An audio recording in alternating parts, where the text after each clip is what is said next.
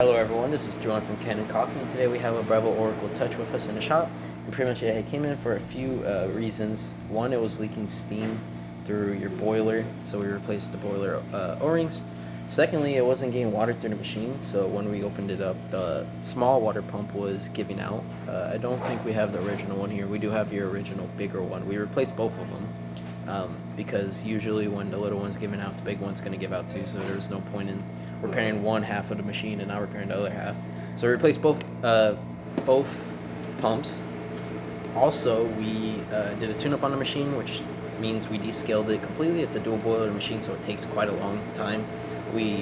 What we usually do is we descale it twice, and then we run again twice with clean water to make sure, because the boilers in here, they tend to get a lot of scale. They're not huge boilers, so a lot of scale will build up after a while. So we did that. We descaled the whole machine, cleaned your portafilter, as you can see with our coffee solution, cleaned your steam wand, and your grinder was grinding way too much coffee for the portafilter to where when you put it in there, if you try taking it out, the basket will just stick with it.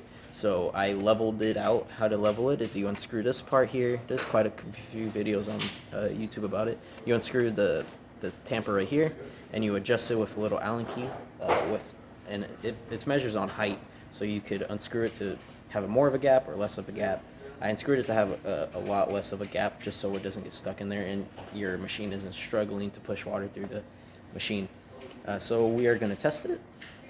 We're going to show it off real quick. We're going to put this in here. We're going to start the grinding process. Now before, it would grind quite a long time because the gap in there was like this almost. It's not this, I'm just exaggerating for demonstration, but the gap was like so close to the top of the portafilter, you're pretty much overstuffing your portafilter. So I have it on way more of a gap. After it tamps, you'll see how that wall, there's quite a big gap there. So now you could properly put your portafilter in, lock it all the way, lock it tight, put your basket down. We're going to do a double.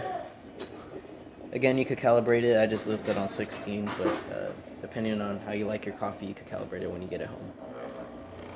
So that was pre-infusion. Now it's going to start really pushing with that water pump. As you can see, we might get 1 ounce of coffee because of how fine it is, but that'll be all right.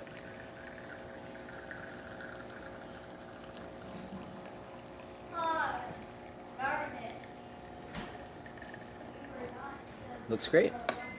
That's your double shot right there. And now we're going to test the steamer. We did deep clean the steamer by putting it in rinse solution and running it multiple times to break down all that milk that usually stays inside the steam wand if you don't clean it. So we did also do that. You see it's climbing up. Since there isn't anything there, it's going to take a long time to climb up. And then our last function of the machine, we're going to hit the hot water button.